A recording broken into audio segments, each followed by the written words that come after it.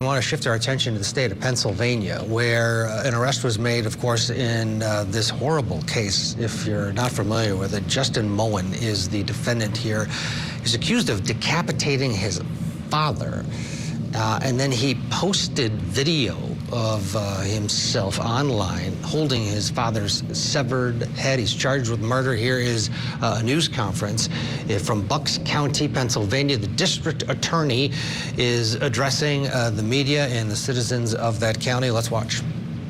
Township Police arrived at 7:06 p.m. The victim has been identified as Michael Francis Mohn, who was 68 years of age. He resided at that residence with his wife and his adult son. He was a federal employee with the Army Corps of Engineers.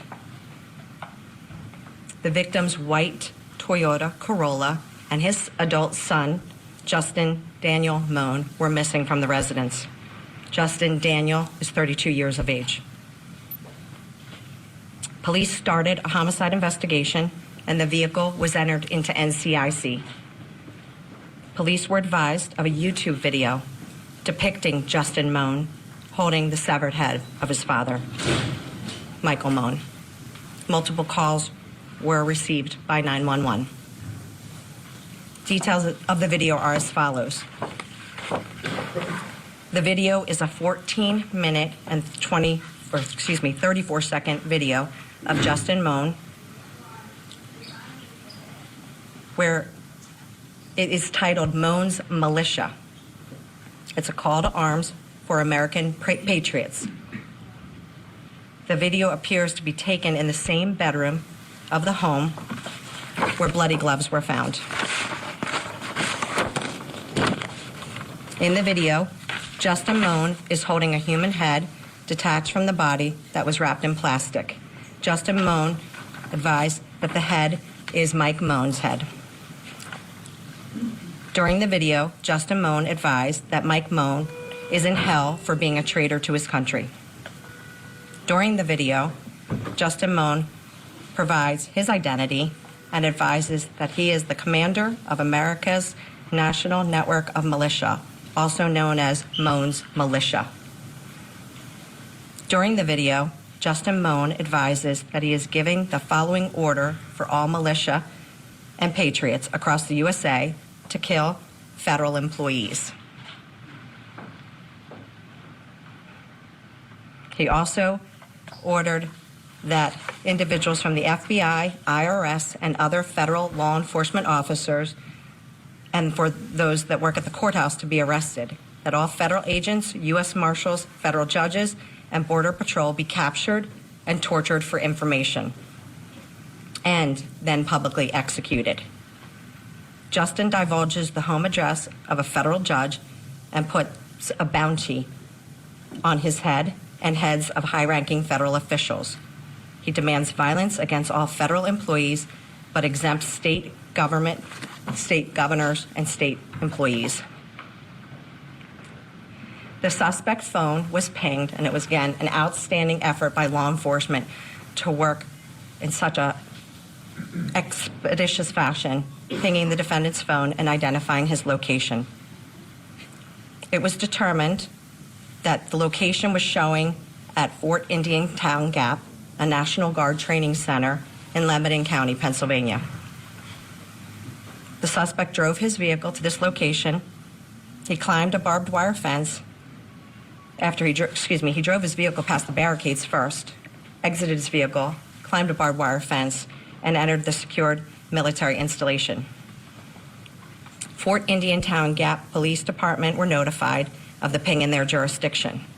Shortly thereafter, Fort Indian Town Gap Police Department and the Pennsylvania State Police located Justin Mohn trespassing on governmental property.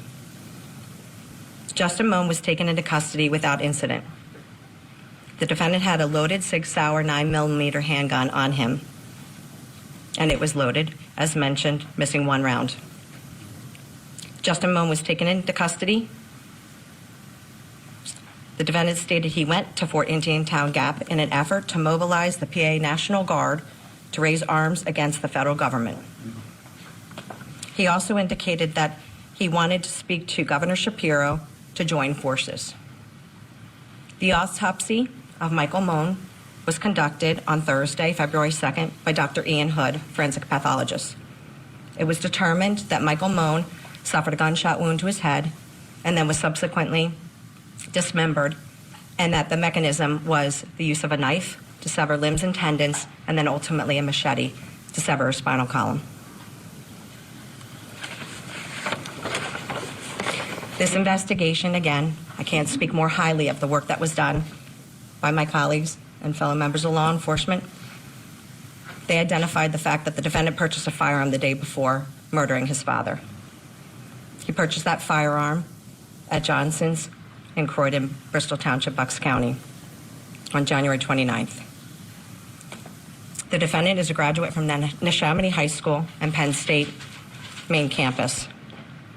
He previously worked and lived in Colorado, working for a contractor for Microsoft Corp. He's currently unemployed. He has no history of diagnosed mental health issues, and there are presently no 302s or 201s in his history. I am going to turn it over to Chief Joseph Bartarillo, and then we'll be available to answer any questions you may have. All right, let's get a break in here. Disturbing details being released from this horrible incident in Pennsylvania. We'll get a break here. We'll go back and pick up the rest of that press conference. We're also waiting for the judge to take the bench back in the Crumbly case in Michigan. Stay with us.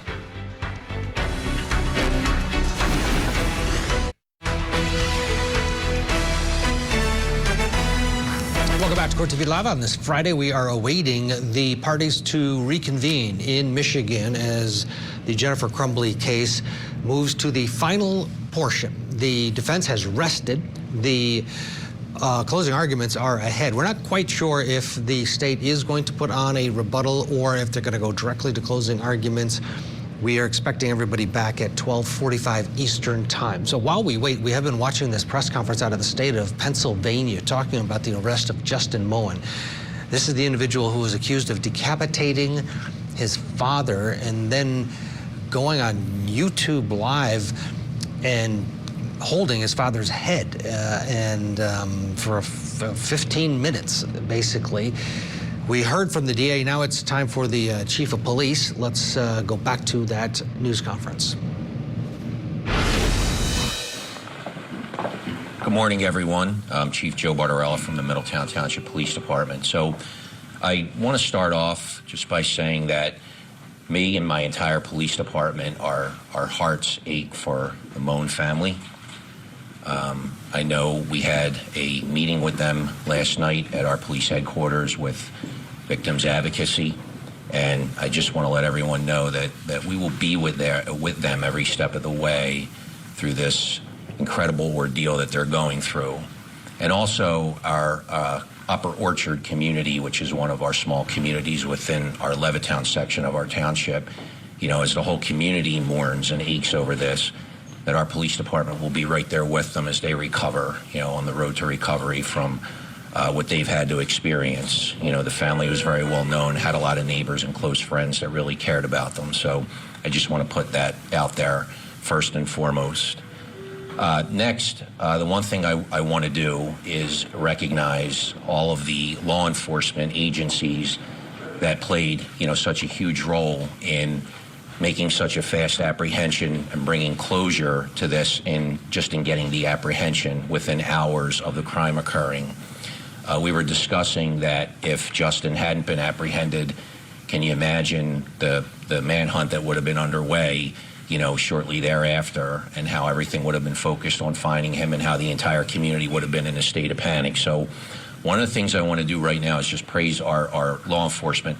From my police department, our Detective Sergeant, Zach Brocious, he's the one that actually did, you know, they call it the ping. I say tracking Justin's cell phone and pinpointing where he was. Two of our detectives are here, our lead detectives on the case, Jake Gallagher and Kevin Platnecki, but all of our detectives were at the scene that night.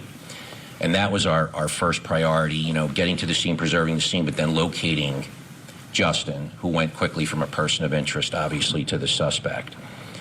And with that, police department that I'm learning more about every day, the Fort Indian Town Gap PD, who did an incredible job of rapidly responding when we called them and told them that we had a general idea of Justin's location based on cell phone tracking.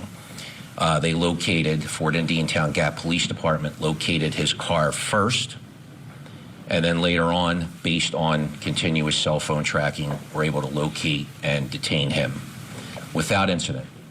I don't know the full circumstances as to where he was detained. I think he did climb over a fence and get into the fort. He might have been armed, but you have to ask their police department about it.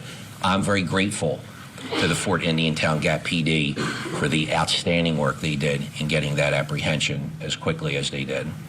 So given that, I do want to thank them, and also Pennsylvania State Police.